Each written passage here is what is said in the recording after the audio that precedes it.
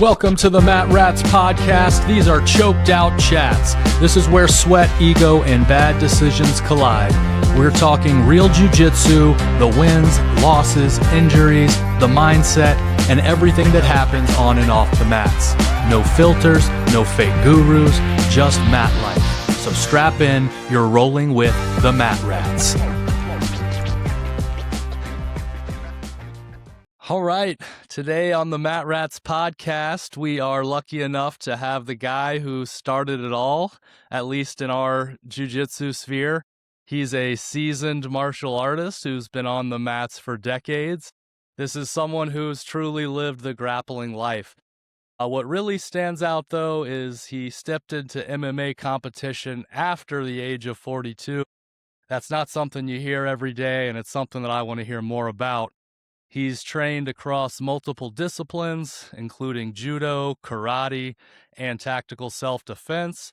And today he's helping grow the next generation through coaching and community. So he puts the DW in deep water. Let's welcome to the Matt Rats podcast, Professor DJ Wegesin. Hey, welcome, Professor. What a great intro. That's way better than I deserve. But yes, thank you. That was good, man. Another good one. Good job. Yeah, Thanks for coming on, Professor. We appreciate it. It's all downhill from here. Yes, sir. No, we appreciate your time. I know you said you got your class covered, so we appreciate you being here with us and being here a little early. I know makes everyone happy, especially the guys here with the kids. But yeah, let's jump into it. Professor, you started wrestling at 5. Is that right? I did. How did you get into grappling so early? My dad. So I grew up in Indiana, and that was a big thing. My dad was went to the state 3 years in a row, and at 5 years old, my dad said, "You should wrestle," and so I did. Right. No saying no. No saying no. I always tell everybody in Indiana, if you're going to wrestle, I mean, I wasn't even allowed to sleep on my back. I had to sleep on my stomach. So it started early. Yes, sir. Did wrestling kind of give you stuff you still rely on today? I mean, it's obviously grappling, but was that a pretty solid foundation for you? I think it's a great foundation, but I also think it's completely backwards. Wrestling, you never want to be on your back. Jiu-jitsu, if I'm going to be on the ground, I want to be on my back. I think more mentally than anything, it teaches you toughness, and that goes a long way in any sport. But I think specifically wrestling, you endure a lot and you go through a lot, and it's always go and no quit. And so, yeah, I think kids today are soft, and I think not enough of them wrestle, and not enough of them get the exposure to being tough. And I think that's a huge problem in our community, in our world today. But, that's coming from an old wrestler. So no, I'm with you. I think kids are soft today. When did you start jiu-jitsu? When was that? Actually, I started jiu-jitsu in like 2010, right at the end of 2010. But I had ran multiple martial arts schools. I got into kickboxing and sport karate and K1 and a lot of these things before jiu-jitsu. I mean, I sponsored a K1 team for a long time, and one of my fighters decided he wanted to try MMA. And so he got hooked up with what ended up being my professor, Steve Hedden, and introduced me to him. And I said, I can do this. I wrestled. This is easy. It's not easy. No. So sorry, I'm getting off script here, Rob. I'm just genuinely curious now. So started off wrestling, and then what came after, or how long did you wrestle?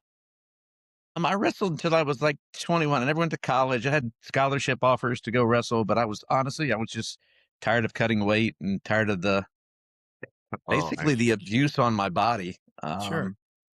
At 19 years old, I had a body of a 40-year-old. And, I just sort of stepped away from the whole thing, went and got a career and started working, started traveling. And when my son was 3, we decided to sign him up in karate. Okay. he was having some discipline issues, not really discipline issues, but just needed some focus. He had a really hard time focusing. Mm-hmm. And so I got him into that. And, I was there 3 or 4 times a week and just watching, I was like, I can do this and I want to do this. So yeah, I stupidly, I bought a studio. I didn't just jump into class. I actually bought a struggling studio and decided I could fix the business end of it, and started training from there.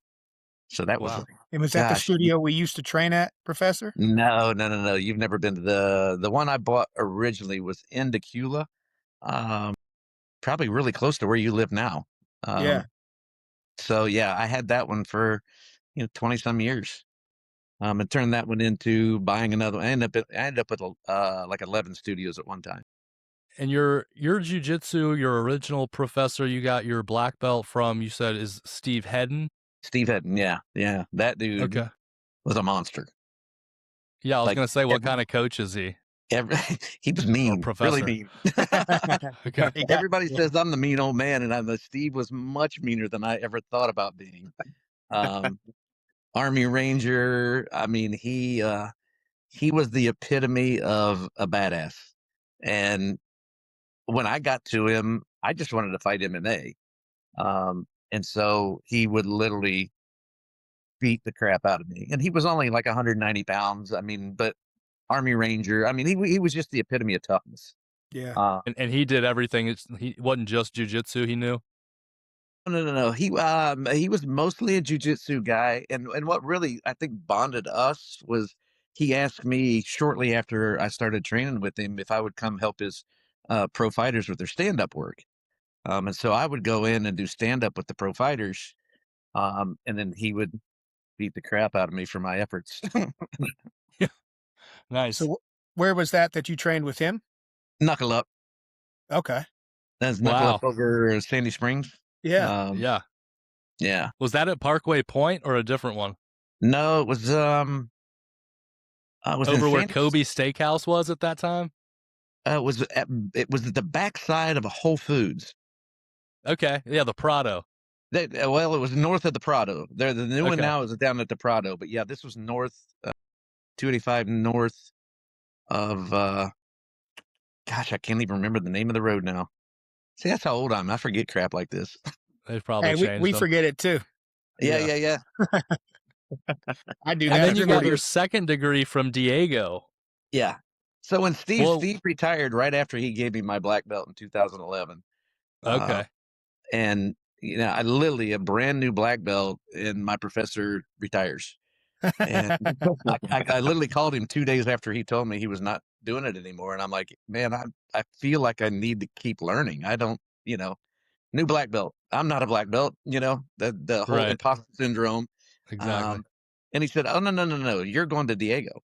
And Diego actually was an instructor with Knuckle Up for a while. I knew of Diego. I'd actually helped him get ready for a couple fights.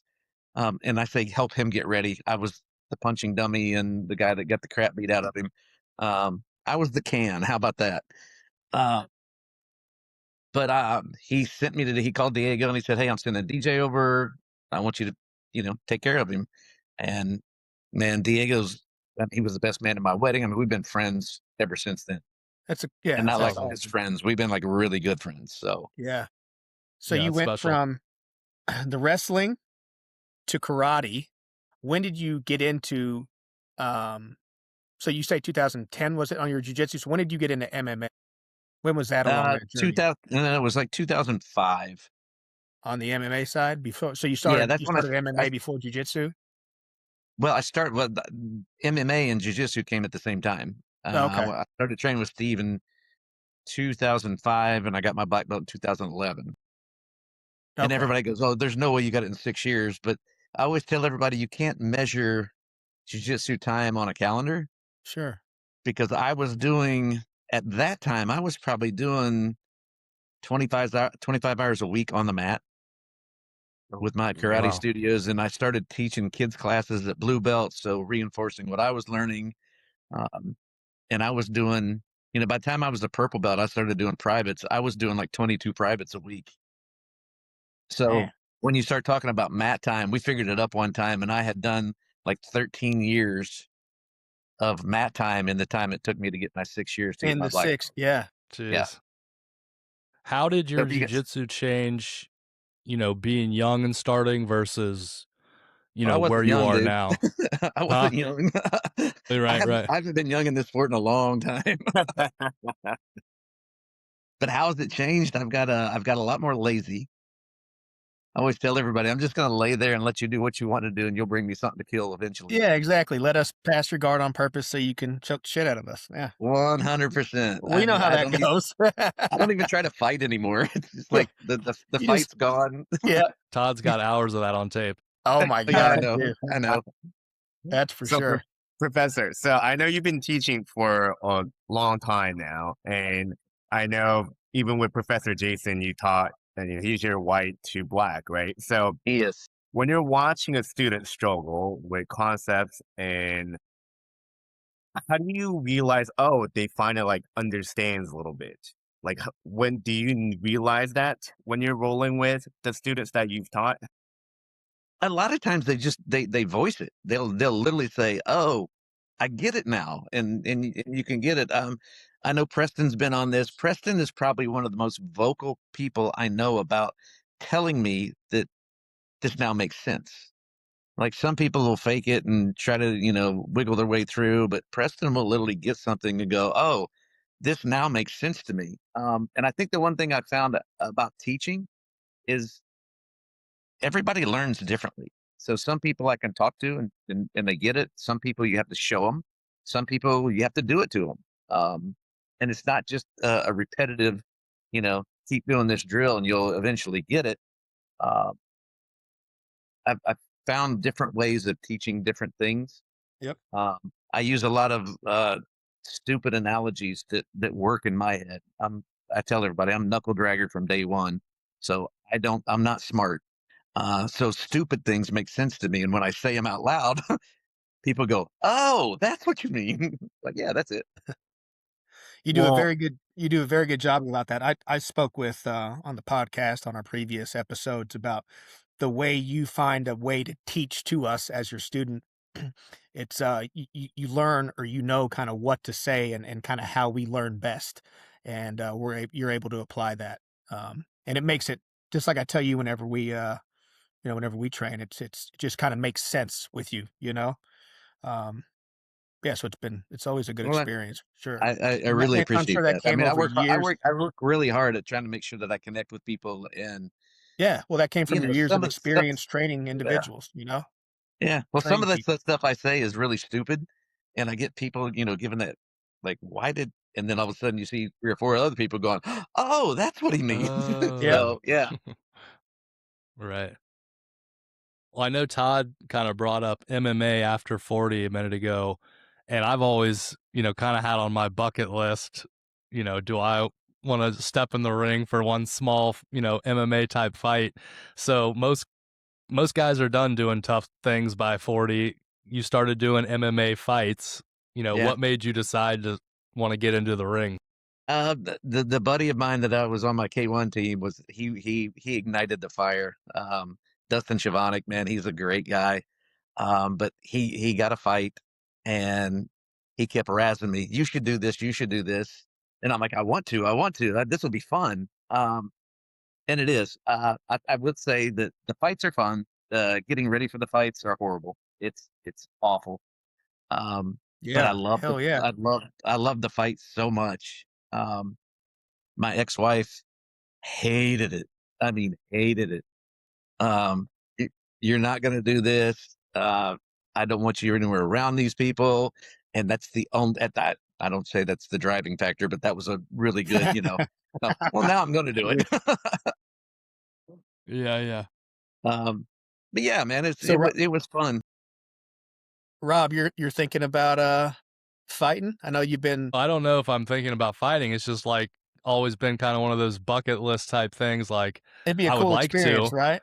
Yeah. Yeah, I would like to. Until you get knocked out and then you're fucking laying on But the ground. I think we'll have to see what my wife would say. I might end up with an ex-wife. Yeah, it happens. This is why DJ's talking to us right now. You got to take notes. I know. I got to learn from his mistakes and experience. So But how many? I mean, can I ask you, DJ, how many? So fights in MMA. How many fights did you? I had 7 fights. That's 5 and 2. Yeah, I lost my first one, and lost my last one, and I'm That's okay with that. impressive. It's just like, yeah, but well, my first one. When I tell people about having people in chokes and don't gas yourself out, I did exactly that. Had a guy in uh, a guillotine for almost 3 of the 5 minutes in the round, and went back to my corner, and my coach Steve was there. He's like, "Man, you're doing great. You're doing awesome, but keep it on your feet if you can. You're much better with your hands." And I remember the referee, his name was Andy Foster, good friend of mine. Started the third round. He looks up and he goes, "Are you ready to fight?" And I said, "Yes." And I remember thinking in my head, I can't feel my hands. I mean, the feeling was completely gone on my hands. And I hit this kid. I don't remember his name, but I hit him 4 times coming right out of the gate and didn't even realize I'd hit him. I put him on his butt with, you know, jab overhead. I mean, it was just nasty and didn't even realize I'd hit him. Was that adrenaline? No, it was my arms were shot from holding that freaking guillotine for Squeezing. 3 minutes. I had no feeling in my hands. My forearms were shot. My hands were Didn't know, because you were shot. talking about your first fight. I didn't know if it was like something to do with with the adrenaline dumping or something like that, where you were just so amped up. You were. That's funny. No, I remember. So my first fight was up in Dalton, the small event, and I remember going to the weigh-ins the night before, and I was walking around at like 150 pounds, and I was fighting 155. Stupid, not knowing that I should be cutting weight and getting down. I weighed in with a Coca-Cola in my hand and blue jeans and a shirt, and I weighed 152 pounds. And the kid that I fought weighed in, and he looked like he had died 4 days ago. Yeah. That's how emaciated he was. Yeah. And I remember talking to Dustin saying, "I'm going to break this kid if I ever get to him." Well, the next day, fight day, we go in. This was not the same guy. He was like 170 pounds. Yeah. And I remember looking across the ring at him going, "Who the hell is that guy?" Because he was not the emaciated guy that I saw the night before. So, Isn't that yeah. like that's like with Alex Pereira? He'll come in for weigh-ins, and then the next day he's like 26 or 27 pounds heavier. Yeah. It's just crazy. But Well, I learned the weight. I learned that trick on my last few fights. I went from fighting 155 to 135 really quickly. What the are the weight cut. nerves like in a MMA fight versus, a jiu-jitsu match? That's a good question. Yeah, that's a great question. I don't.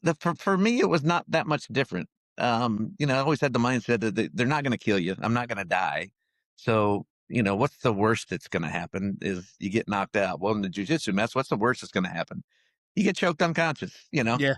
Yeah. So it was never. I will tell you that I've told this story several times. My first fight at Wild Bill's. Wild Bills. Yeah. Yeah, man. I fought there. I think I fought there 6 times. I remember Wild Bills. Craziest. Pleasant Hill. Yeah, man. Yeah. The scariest I think I'd ever been at a fight was Wild Bill's used to have a stage set up above the ring, and there were stairs that you had to walk down to get down to the ring. And it was, I don't know, 10 steps, wasn't that far.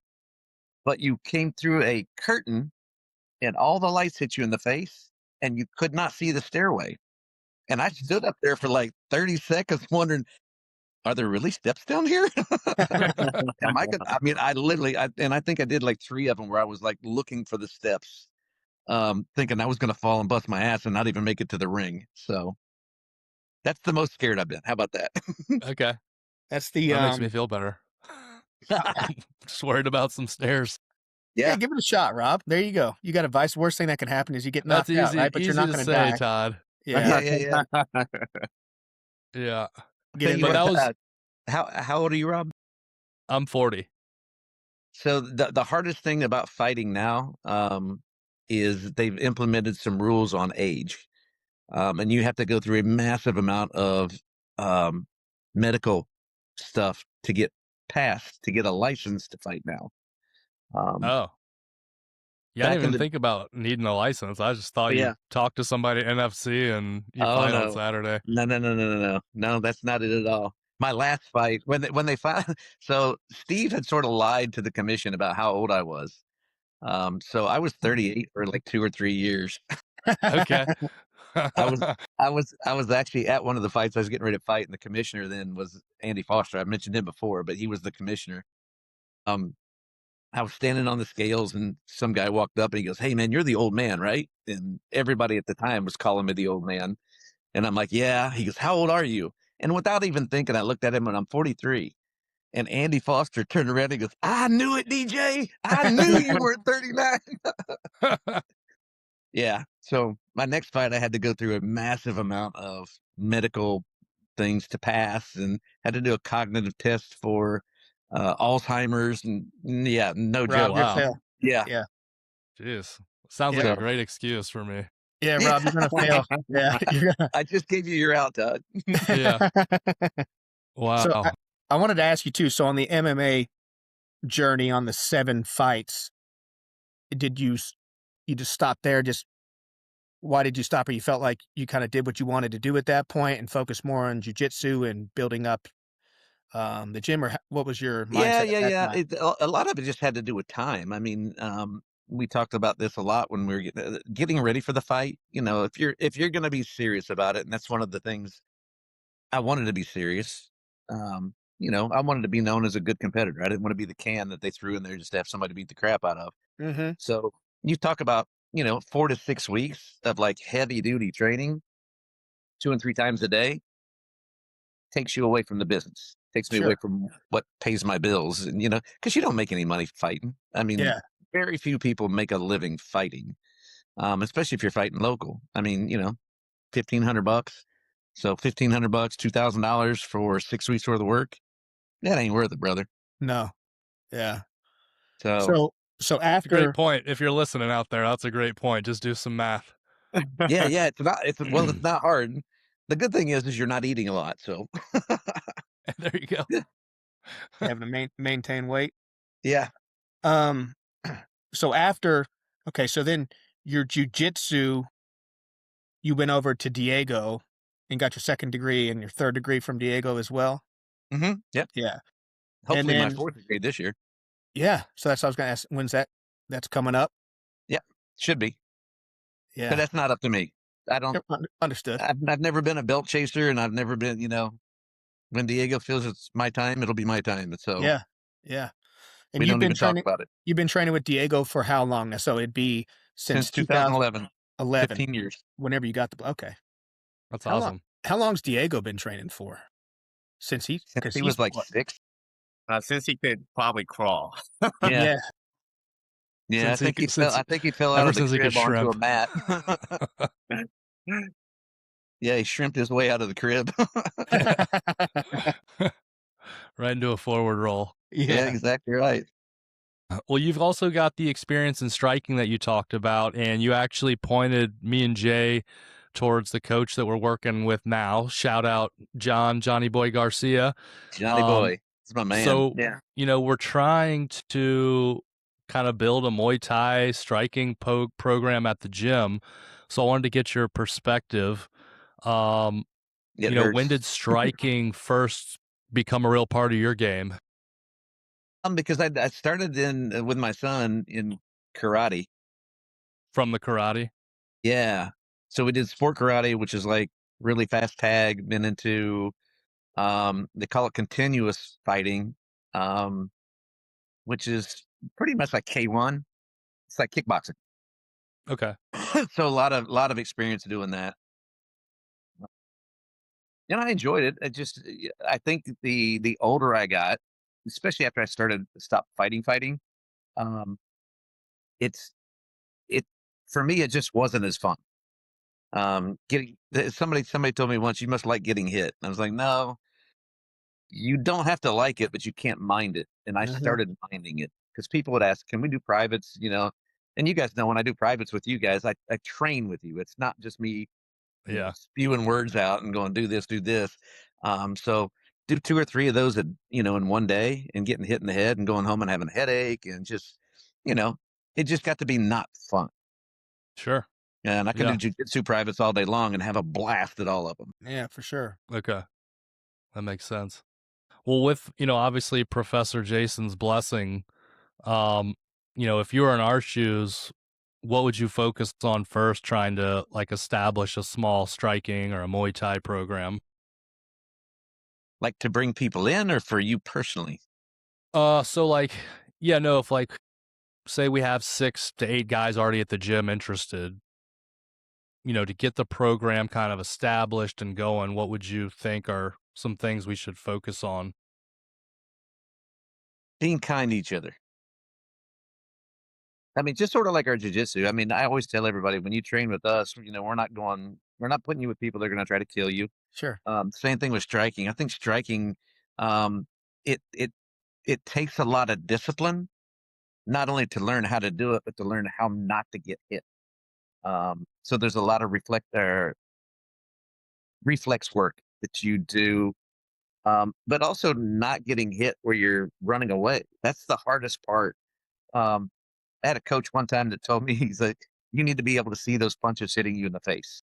And I remember somebody hitting me one time and pulling their glove back, and there was an imprint of my eye, like my eyeball on their glove. And he goes, well, I guess you don't blink. So learning how to have somebody throwing punches at your head and not blinking and being able to react to it For sure. is a big part of it. So, and if you've got one guy in the gym that's just trying to take everybody's head off every punch they throw, you know, sort of like if everybody that came to the gym you choked unconscious, they're not coming back. Yeah. Takes away from the experience as well. Well, you That's have a to good remember point. too, man. You guys are professionals. You have jobs. Going in with your face busted up. I remember vividly going to my church and people looking at me going, "Were you in a car wreck?" No, I did this for fun. Just training. You're a sick person. Yeah. I told my wife now I got put on a list one time of people to watch at the church. And then I got put That's on really another funny that list. you say that. Yeah. So I went to Cliff's church, him and Matt Borman, and first couple times I sat down with everybody, and the last time I just kind of went by myself and sat up top alone. And Cliff, in the middle of the session or whatever, texts me. He's like, "Are you at church?" He's like, "I'm getting texts on the security about a stoic white male in the top balcony." So that's I pretty got that. funny. I got told got put on a list of people to watch, and then I got put on another list to help for security. So I was on both ends of it. Yeah. That's awesome. Well, kind of more for that striking side, is there an adjustment that you see from, wrestling and jujitsu people who want to get to striking? Is there anything that they specifically are going to kind of have a hard time with? No, I think it's really two different arts. I mean, there's a lot more movement in what you're going to be doing if you're striking. Right. Obviously, they box or whatever in a 22-foot ring. Um, shit, I can grapple in a phone booth. Um, so it's a lot more movement based, and again, learning how to have somebody swing at you and you not be afraid of getting hit. And again, you don't have to like it, but you can't mind it because you're going to get hit. Um, and I think it takes a very special person to stick with a striking, especially if you are doing it competitively for a Hmm. long period of time. It does wear on you very badly. And then Well, what Muay Thai about? with all the leg kicks, the one thing I hated was getting kicked in the leg. Yeah. I think it was my Hurts second or like third shit. fight. I fought a guy that was a Thai fighter. I mean, that's all he did. Very little groundwork. And I remember first round, first probably 20 seconds, he leg kicked me so hard I thought he broke my leg. And it's the only time in a fight that I've ever thought that shit hurt. I mean, it was Yeah. bad.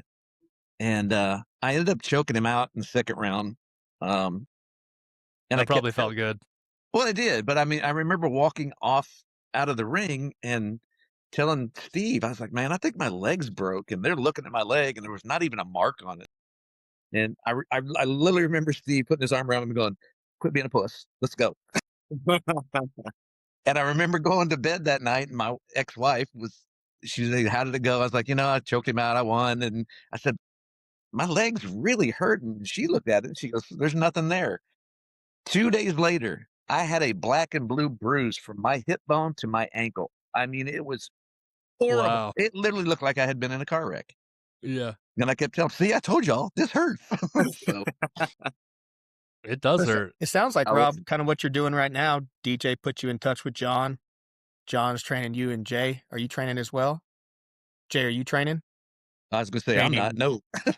Training with Muay Thai with John? Yeah, I met Johnny Boy 2 weeks ago. I was supposed to do it last week, but because of our schedules, we had to cancel. But I'm Yeah. hoping that I get to meet him this week for it. Well, it sounds like that's kind of what I'm saying is kind of sounds like you're kind of going in the right direction. You found somebody who knows the sport, who can Johnny's awesome. teach you. Yeah. And Yeah. then you're kind of growing the base. So now he's going to have more people that'll obviously other people will see you guys get involved with it, probably be, intrigued by it. I know I am. I think I was DMing you about that is it looks like it'd be a lot of fun, Yeah. So just kind of switching up the art a little bit, not so much always just jujitsu, adding another element to that. So it sounds Sure. like you guys are on the right path. Just it'll continue to grow. Well, And and then you've got you'll learn too. in the gym itself, you guys have got the right kind of minded people that you guys take care of each other, and you're not going to kill each other, and it should be fun. But it also, I can't tell you how many hundreds of punches I've walked into. It's at that point it's not fun. It's like, oh, here we Yeah. are. This is real. So would you still do privates, like MMA privates, DJ? No, Or like no, I don't. No, I've got several guys that figured I'd ask. ask Just me all the time. They always ask. two birds, We one do a stone. boxing While I was there private? for jujitsu, I could Yeah. do from 12 to 1, jujitsu 1 to 2. Come jump in with John. The artist. Well, Yeah. that's what I was saying. Whenever I get back, That's why I turned you guys on to Johnny Boy. Because Whenever I get back, We I'll- spar like from day one. We were sparring. It's just like super light, and we're trying to be technical and learn stuff, and it's really chill. But like you kind of just said a minute ago too, it's like an off day from jujitsu, and it kind of keeps you passionate and fresh, and it's like this new thing as well. So yeah, it's kind of a fun little off day. Me and Jay were talking about that the other day. I think it's awesome to be cross training like that. I mean, I would encourage everybody to do it, but at 62, nah. Yeah. I have to get up out of my wheelchair and my walker to do it. I don't want to do it anymore. Someone's gonna pay if they punch you in the head nowadays. And my 100%. It's going to be a bad day for somebody. Yeah. So I wanted to, if that was okay, Rob, I wanted to ask a little bit, switching back to jujitsu there. Let's start off with like maybe your input on, let's say, well, what kept you in jujitsu long enough to get your black belt? What was that one thing that you liked most about jujitsu that kept you training? That, you see a lot of these guys going in, they get their blue belts and they leave, what keeps you training to achieve that black belt? I honestly, the biggest part of it was fighting. When I got my blue belt, Steve told me he wasn't going to. So again, in the state of Georgia, you have to have a trainer, a licensed trainer, to sign for you to fight. And he told me if I didn't start doing gi classes, he wasn't going to let me fight anymore. Which at that point, I got my blue belt and had probably done 3 gi classes. And he told me, he said, I said, I don't really care about the belts. I don't really care about this. I just want to fight. And he said, well, unless you start doing classes in the gi, I'm not signing for you anymore. So I sort of had to. Yeah. And then once I got doing the gi, I was like, oh, at 140 pounds, I can hang with these 200-pound guys, learning the technical aspect of it. So that became more like chess for me. I could train safely, but it turned into more of a mental game. And, I've always been a big, I'm going to prepare for a fight. Mentally, I'm going to be prepared. I'm going to control everything I can control. And jiu-jitsu turned into a way that, you guys are all 200 plus pounds. And I can go in there and do jiu-jitsu with you and hang just fine. Yes, we know. But it's just the chess aspect of it. It's fun. It's challenging. But I always tell everyone to get into it. This will turn into more of a mental game than a physical game, and that's what I love about it. Yeah. Okay. So what is you think the biggest mistake that like what's your advice for like the biggest mistake that beginners in jiu-jitsu make as white belts? Thinking they're going to be really good at it. It's very I've humbling. got guys that I've watched YouTube. I literally had a guy come train with me for about 4 months, and then he disappeared. And I would call him, and I'm like, "Hey, man, what's going on?" He come, "Oh, I'll be back. I just schedule life." And I always tell everybody life gets in the way. And then you know he came back, and literally the day he walked back in the gym, he goes, "I've got it figured out." And I went, "Oh, what do you have figured out?" And he goes, "Jiu-jitsu." I went, "How did you figure it out?" He literally took 3 months and watched YouTube for 3 months. Never trained, just watched YouTube. And he goes, "Oh, I've got it figured out now." And I'm like, "Okay." So we go and do class, and he's all hyped up because he's got it all figured out. And I put him with my wife, who at the time was a blue belt. And I said, "Please don't hurt him because he's got it figured out." And she prison raped this guy for Oh about my gosh. 9 minutes. And I'm like, "So, you got it figured out?" He goes, "Well, none of that shit worked." She is so tough, man. Yeah, she is. Yeah. The It's a tough realization when the YouTube stuff doesn't work. I remember I did Well, that it's one so time. funny to me that he came back and that was his excuse for not being there. I've spent 3 months watching Studying. YouTube. Yes. I did And that he's with got it DJ figured one out. time. I went in there and I was like, "Hey, I saw this on YouTube." I forget who it was. And then he looked at it. He's like, kind of when we did it. And then he's like, "Well, what about this?" And I was like, "Oh," and it was like, it was like a counter to it. It didn't work out like the YouTube video showed, or it did. They And never do. yeah.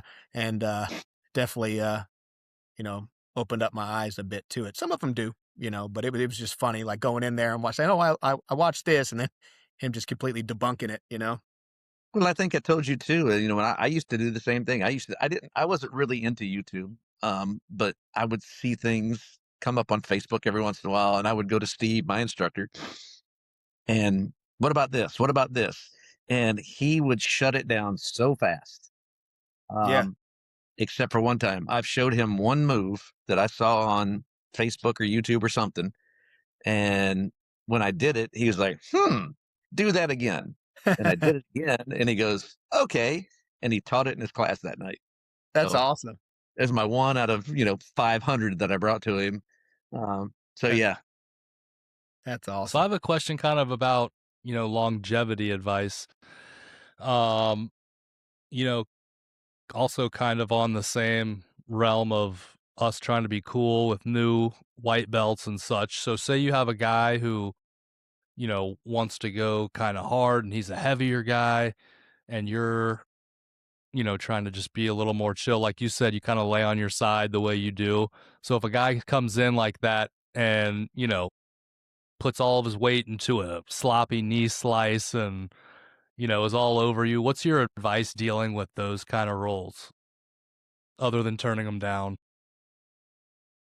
I don't turn them down. I get in trouble for this. Diego calls me an idiot. I don't turn down rolls. I don't care how big you are.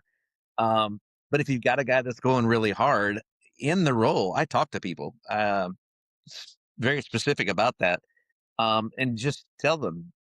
And most of the time, it's not their fault. They're scared. They don't know, and they don't realize they're going that hard. I still got a guy at HQ that he's been training almost a year, and I'm constantly telling him, slow down, take it easy. You don't have to do this. But during the first couple rolls, I will literally talk to you and say, if you want to go that hard, does that mean I get to go that hard? And they stop and they look at you like, well, you can't do anything. And then you do something very small that puts them in a really bad spot. And they realize they don't have a freaking clue what's going on. Steve used to say they they brought a football bat to the game. Right. It doesn't work here. Yeah. Yeah.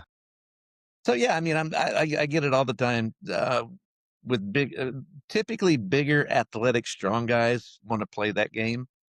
And if you talk to them through the role and, you know, put them in some bad spots, let them go, it's specifically for you guys, it should be fun. It shouldn't be, you're not gonna get hurt. You're not gonna put yourself in a spot that's gonna hurt you. Hmm. But when they do something that has the ability to hurt you, talk to them. Tell them, hey, if you're going that hard, can I go that hard? And it'll make them stop and go, you're not going that hard. And I usually start laughing, going, you're the one huffing and puffing, man. You sound like you came from a smokers convention, and I haven't even broke a sweat yet. Been there. Yeah, oh, Yeah. yeah. Sorry. I think I'm I've sorry, gotten sorry, told sorry. that a How couple about times. that? Yeah. Sorry to all you guys. Yeah, I remember Yeah. when I first rolled with DJ, I was like, oh, I think I was a white belt. And then I was like, oh, I'm so much younger, I don't want to break him.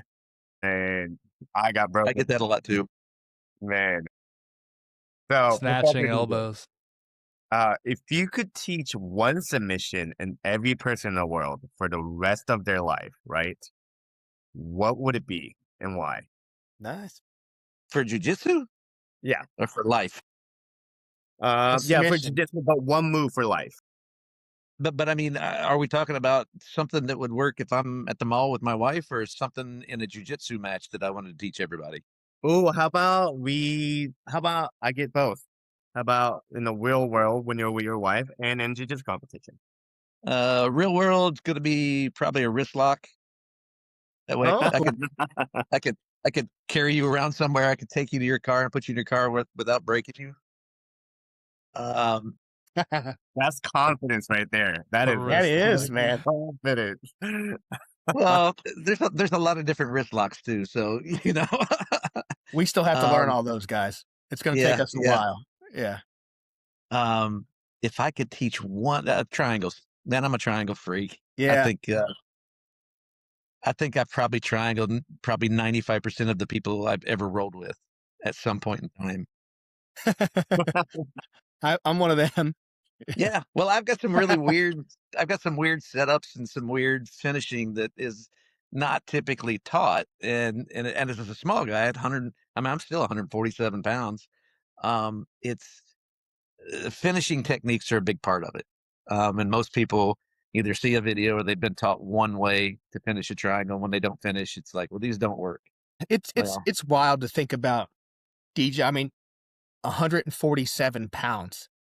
And just that, just like you said, all of us are 200 pounds. And I know in roles with you, I mean, it's just, it's unbelievable to think about, like in real world, before you know jujitsu, right? You see somebody and you're just like, this is okay. There's no way. And then you do jujitsu and then you realize how real that, I mean, just, it's unbelievable. It's a very humbling sport in itself. It really is. Because, well, I heard Joe Rogan say this one time. He goes, "It amazes me how many people are still fighting out in public." yeah, Because if I walked in the restaurant and you started picking on me, pick on my wife. I would say, if you can get through my wife, then I'll fight you. yeah, Because you just don't know. I mean, we're just normal people, but we yeah, have a skill set that would annihilate probably 95% of the walking public. yeah, yeah. And to think that there's people out there that just want to pick on you just because they think they're bad. I always told everybody at Wild Bills, it was always so funny because everybody have their affliction shirts on and they'd be all puffed up and they'd Yeah, yeah. be bouncing into everybody. Affliction. Tap out. Yeah, and they're Hell yeah. like, you see that little bitty guy over there with the fucked up ears? That's the guy you got to watch. Yeah, it's so funny. Anytime I go to a bar or anything like that, like I said, I'm not out starting shit, but it's just funny because I'm always looking at people's ears now. I'm like, all right, that Yeah. dude right there. Okay, yeah, probably Oh, I get black stopped all belt. the time. You wrestle? You a fighter? What do you do? Don't hurt me. Yeah, So, yeah. But it is such a humbling sport, but also just a great thing to have and to learn. I think everybody should do it. I'm I think so glad I got into it. every parent that has a girl should have them do it at some point in time. Yeah, I've done so many like women's seminars, and I do one just about every year for college girls going off to college for the first time. yeah, That's awesome. Some super basic stuff that that's cool. I don't want you to be a fighter, but if you get knocked down, I want to be able to get you back up to your feet. Sure.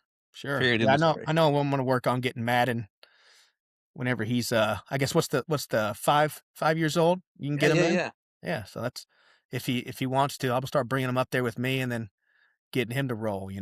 So I've got two sons. One of them's 32, and one of them just turned 20, and neither one of them, nope, didn't like it. They both Really? tried it. Yeah. Neither one. Yeah. Nope. I figured that'd be Now cool. I've got a daughter. My bonus daughter is a blue belt, but Cool. she had the blue belt blues, and as soon as she got her blue belt, she's like, "I'm out of here."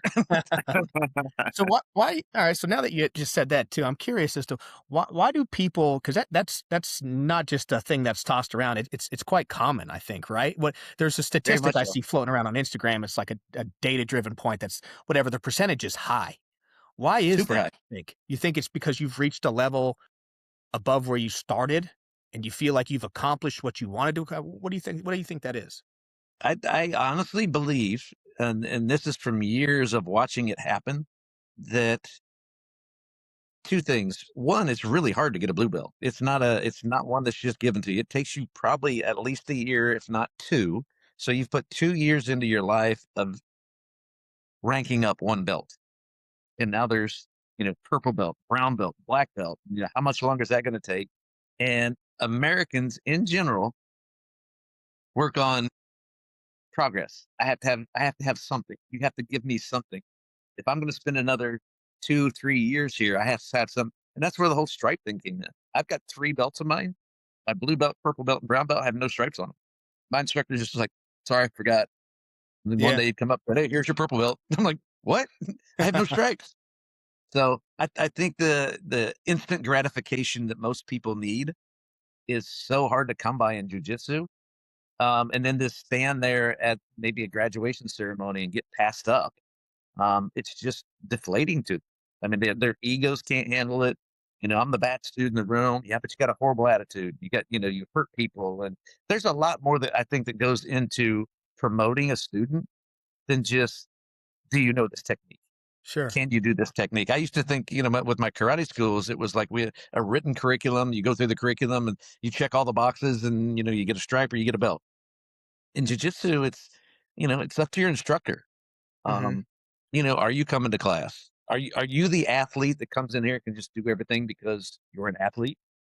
But you hurt everybody you roll with. You go hard with people. You're just basically a dick on the mat.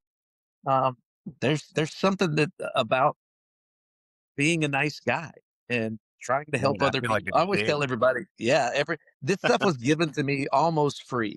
Steve never charged me a dime, which was because I was helping him out. But I always tell everybody this was given to me freely and I should be giving it back. Yeah. Now I charge, but I want to Yeah. give it back. Yeah. Right. Absolutely. So having that mindset of being able to give back is super, super important. Well, And you get, we appreciate the knowledge, and like I said, I mean, I know I've really enjoyed the privates, and even prior to privates, you coming in on Saturdays, that once a month Saturday coming in, and that's how I kind of knew I wanted to do privates with you too. Whenever you came in, and just kind of how it clicked for me on that first Saturday, whenever I was at Josh Marie's gym, and you did I forgot what the move it was. Heck, I don't even know the name of it. I'd have to show you, but anyways, it still sticks with me to this day, and that's whenever I was only about a month or two into jujitsu. Uh, yeah, and something just kind of clicked, but we appreciate the knowledge and everything that you hand down. That's what's really cool about this sport too. It's the level of knowledge from the people that have learned from previous generations and others that have mentored them and taught them. It's pretty neat. It's like how it just gets passed down. And then hopefully one day we'll be able, well, Jay and Rob will be coaching probably, but like I actually remember the very first DJ. time DJ came to the old gym and we did flower sweeps. Yeah, I remember that vividly. Yeah. Yeah. I'm Yeah, glad See, you there you do. go. I You're barely making an remember why impact. I'm home. Keep it up. So yeah. Professor, is there anything that you try to instill in your students beyond the technique? oh yeah, to be a good person. 100%. It's more important to me that you are a good person than any technique I'll ever teach you or anything that you can pull off. Mm-hmm. Yeah, absolutely. And I think Todd said a little bit ago, it's very humbling and it should be. But if you're a humble person, you should also be a good person. Mm-hmm. Yeah, That's that's well a good said. point. Well, we usually end the podcast with, some sort of segment, but I figured we could just kind of do more of a quick fire type of thing and ask you some questions, get some more get some more out of you if that works. I said 45 minutes. Look, now I'm talking, and I'm all into it now. I don't want. I know. I was I don't laughing want to it to be over. myself a Can we do minute ago. I was episode? like, "Uh-oh, Todd's got himself on a roll here." Can we do episode 2? Yeah, let me look at my notes for questions here. I put down some notes. You got something? Okay. How'd you guys? You get notes. I don't get anything. This is funny. I'm the one that can't remember shit. It has to be as real as it can be. No prep. Okay. Professor, if you could give yourself, your younger self, one piece of advice, getting into jiu-jitsu or the entire realm of MMA and grappling, what would it be? Start earlier. Okay. Yeah. That's great advice. And we talked about that too, right? It's like even us, Yeah. we're so, I mean, God, the day after, man, it's just like you're sore. Even getting out of bed, I'm like, oh, my back, and I'm like, God, this is, yeah. And every time I'm like, I wish I would have started this whenever I was younger. Yeah. Well, it gets better. Yeah, I'm sure. Yeah, way worse. Way worse. Actually, here is a question I had. Just, how do you approach training whenever you're injured? So, like, good question for you. Yeah, that's you don't want me to answer this. Yeah, get your ass on the mat, fucking train. Yeah, that'd be a puss. Yeah, don't be a puss. All right, scratch that question. On the next one here. Let me go. What does jiu-jitsu mean to you at this point in your life? I think for me, it's like an anchor. This is it's sort of what I have become and what I do. I mean, I absolutely love going to work because it's not work. I get to go play. Yeah. I've made some really, really good friends. You guys, I've made great friends doing this. And I absolutely love going to work. Absolutely. Well, you're a true ambassador of the sport too. It's like if you look at DJ, like even right now, he's got his UFC shirt on, or he's wearing a Deep Water hat, or he's got. I should probably change this. He's always got something related to fighting or jujitsu. Heck, like we were talking about, even your dock has mats on the top of it for rolling. I mean, that's so cool. But yeah, it's who you've become too. Where it's become such a important part of your life. I think that's really neat, and it has for us too. And this is why we're doing what we're doing right now, talking to you. Well, and I think it's so, and I say it's an anchor in my life. But I also think because my wife does it. She's high level brown belt, and that's sort of like our bonding time. She just went through a job change and stuff, and so her schedule was really messed up, and we get to train together for a while. And I told her, I said, I want my wife back. I want I want to be able to take you to train 2 or 3 times a week, and she does, and she's a killer. And that's awesome. That's so cool. It's so much fun for us to be able to do it together. And like, I've got Diego and Fernanda, they're both black belts. Fernanda got her black belt a little over a year ago. Yeah. And, they're like the power couple of jiu-jitsu here in Atlanta. It's like, we're going to be runners up. We're never going to be them, but Yeah. Jay, what do you got? DJ, I got a question for you. So true. You've been in this sport for a long time, right? What is the biggest shift you've seen in the current jiu-jitsu from the old school jiu-jitsu? Good question, Leg locks. People seem to be more these days fascinated with no-gi and leg locking. I remember, I think I was a blue belt. I might have been a purple belt when I got heel hooked for the first time. And it was a guy that had trained Sambo for years. And he came in, and he was a white belt because he'd never trained jiu-jitsu. And Steve was out of town, and I actually had me teach in class. And we started to roll, and this guy heel hooked me like 9 times. And I was just like baffled. Like, what the hell is he I had no clue. So when Steve came back into town, I'm like, hey, man, this guy was doing this to me. And he was like, I'm going to beat his ass. I told him not to bring that shit in here. And we're not doing that. We don't attack legs. We don't do. I mean, he was mad. And I'm like, no. I want to learn it. I want to know what he's doing because, and they used to say, jiu-jitsu ignores half your body because we didn't knee bar, we didn't leg lock, we definitely didn't heel hook. So yeah, that was like a huge eye opener. Now to think, if you watch, PFL and most any no-gi stuff now, the guys that win these things are winning with leg locks. Oh yeah, you ever seen UFC BJJ, Professor? Yeah, yeah, yeah. Mhm. Yeah, I mean that's like Mikey. All them are going after legs. Yeah, they all the all time. do. I mean, Ankles. that's turned into being part of the game, Yeah. and I think we're getting ready. I think we're getting ready to see a shift back the other direction, because I think everybody's so involved in legs right now that they're missing the choking aspect and the upper body stuff. Mm-hmm. Um, and I can't say I'm not bitten by the bug too. I do, especially when I'm dealing with really big guys in no gi. I'll attack the shit out of your feet and your legs. I don't care. That was The some of my favorite Melansia killer, privates I right? did. Yep, absolutely. I My came favorite up with the privates I did Melansia were killer because you got a 280-pound guy getting a hold of your leg and you Yeah. can't get away. You got to have something. yeah, yeah. I love that. Have you guys rolled with Doc Andrew here lately? No, No, but he's always going after my ankles. I know Yep. that. Doc Andrews, he's turned into another, he's a blue belt turned into a leg prodigy that's tapping out black belts left and right. Yeah. Like, got to Yeah, learn he to keep loves your it. feet away from him. yeah, he's good. He's good. Did that answer you, Jay? Yes, it did. Thank Okay. you. Perfect. Who's the toughest role that you've ever had? Oh, And You if I think don't that see keeps- Diego, he's going to kick my ass. So you can How about other than Diego? Who's the toughest role you've ever had? you can say gi or Todd. no gi? Ooh, that's a tough one. Let's go with Guy. Yeah. I lost to a guy in a super fight. His name is Jim White. He's a couple years younger than I am, but about my size. And I'm not a points player, so I don't do the IBJJF thing. I'm going in there to submit you, and that's it. Mm-hmm. And he beat me on points. And like the first round of the match, I was down like 9-2. Mm. And I was looking at Diego going, "How the hell did he get 9 points?"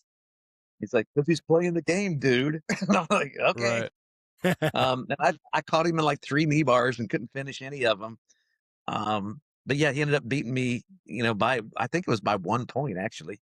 But just looking at the guy, I had the problem of looking. So I look at you guys and go, this is going to be tough because you guys are all big and strong and athletic.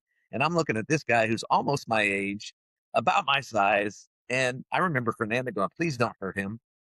And we got, in the gi, it was just, it was chess, and I wasn't ready to play his match. And I definitely wasn't ready to play the points game. So what about Nogi? Nogi, this is an easy one for me. He's actually one of my brown belts. He's been training with me since he was probably 13 years old, and he's 34 now. Wow. He refuses to train in a gi, so I can't give him his black belt. But this dude tools me like nobody's business, and he's built like Rob. He's about 6 foot tall, about 190 pounds, but everything I've taught him, he's amplified times 10, and he just beats the crap out of it. Now he's talking to me while we're rolling.